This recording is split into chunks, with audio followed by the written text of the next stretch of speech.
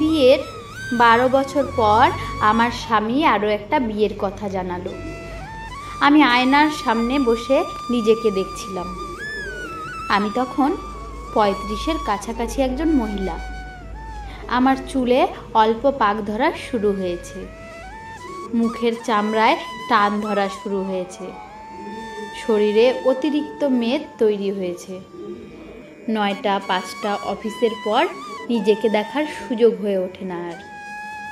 অপরদিকে অনন্যার বয়স 23 কিংবা 24, অথবা তার চেয়ে কম বা বেশি।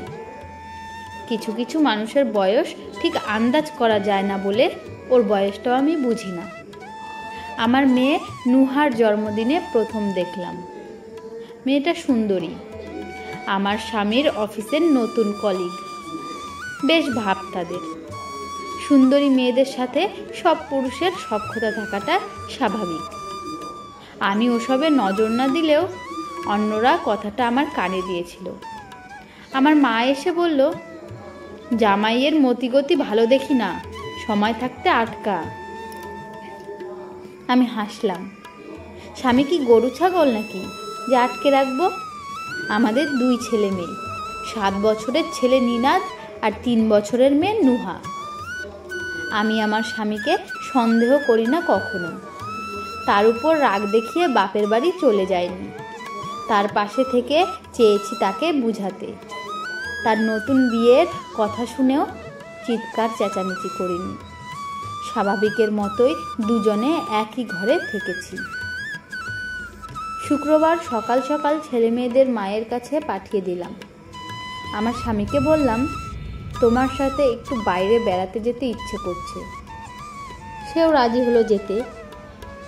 অনেক বছর পর দুজনে একটা রিকশায় চললাম। বাতাসে আমার চুল উঠছিল। আগের দিনগুলোর মতো আমার স্বামী আমার চুল সরিয়ে দিচ্ছে না। আমি লজ্জাও পাচ্ছি না আর, তবে ভালো লাগছিল। আমরা শহরের একটা শিশু সদনে এসেছি। আমার স্বামী আমার হাত চেপে ধরে বলল, এটা কি ঘুরতে আসার জায়গা নাকি? এখানে কেন? আমি তার উত্তর না দিয়ে তাকে নিয়ে ভেতরে ঢুকলাম। আমরা ভেতরে গেলাম। অফিস রুমে অনুমতি নিয়ে ভেতরের সবগুলো বাচ্চাদের থাকার জায়গাগুলো দেখলাম। আমার স্বামীকে বললাম, নিনাদ আর নুহার থাকার জন্য আজকেই ব্যবস্থা করে যাব নাকি পরে একদিন আসব? তুমি কি পাগল হয়েছো? ওরা এখানে কেন থাকবে? এখানে তো এতিম বাচ্চারা থাকে। আমাদের ছেলে মেয়েরা কি এতিম নাকি? তুমি আরেকটা বিয়ে করলে আমি কি বিয়ে না করে বাচ্চাদের নিয়ে থাকবো? আমার বিয়ে হলে আমার স্বামী কিংবা তোমার বউ নিশ্চয়ই আমাদের বাচ্চাদের দেখবে না। তাই আগেই ব্যবস্থা করে যাওয়া ভালো। ভেতরের পরিবেশ তো দেখলেই, বাসায় গিয়ে জানাবে।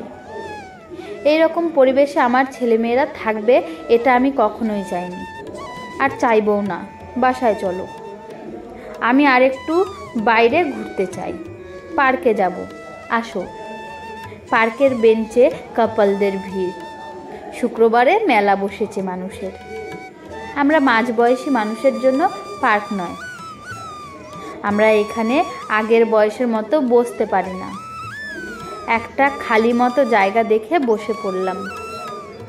মহিমা, তুমি আরেকটা বিয়ের কথা ভাবছো? আমাকে জানাওনি তো। তুমি যখন জানালে তারপরেই ভাবলাম। আমার বয়স তো বেশি না, সবেমাত্র 35। এখন বিয়ে করলে তাও সমাজ মানবে, পরে আর মানবে না। বাকি জীবন একা থাকা যায় নাকি? তাই ভাবলাম, তুমি সত্যি চাও আমাদের ছেলেমেয়েরা শিশু সদনে থাকুক? ওরা আমার কাছে থাকবে। আমি অনন্যাকে সব বলবো। অনন্যা তার নতুন সংসারে আমাদের ছেলে মেয়েদের নিয়ে থাকবে বলে আমার মনে হয় না।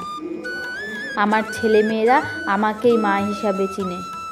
তারা অন্য কাউকে গ্রহণ করতে পারবে বলে মনে হয় না। এতে ওদের মনের উপর চাপ পড়বে। তার চেয়ে ওদের কথা মাথা থেকে বাদ দিয়ে চলো দুজনের নতুন সংসার নিয়ে ভাবি। তুমি কি পাগল হয়ে গেছো? কী সব ভাবছো তুমি? ওই যে বাচ্চা মেয়েটাকে দেখো, ফুল বিক্রি করছে। আমাদের ছেলেমেয়েরাও একদিন এসব করবে। বাবা নতুন বিয়ে করবে, মা নতুন বিয়ে করবে, ওরা এই রাস্তাঘাটে থেকেই মানুষ হবে। বাবা বিয়ে করে আলাদা সংসারে থাকলে মা একা ছেলে মেয়েদের মানুষ করতে পারে, তবে এই ছেলে মেয়েদের মানসিক কষ্ট তো কম হয় না। আমি এসব করতে পারবো না। তুমি তো মা, মায়েরা সব ত্যাগ করে, কেন বাবারা করতে পারে না? আমার স্বামী সেদিন চুপ ছিল। আমি তাকে আর প্রশ্ন করিনি, শুধু বলেছিলাম সময় নাও, আমাকে জানাও। তারপর বিয়ে 30 বছর পার হলো। আমার স্বামী আর দ্বিতীয় বিয়ের কথা বলেনি। আমার বয়স বাড়ছে, কিন্তু কোনো প্রসাধনী দিয়ে স্বামীকে আটকে রাখার চেষ্টা করিনি। তাকে শুধু বুঝিয়েছিলাম আমরা এখন চাইলেও অনেক কিছু পারি না বা পারবো না। আমরা বাবা মা।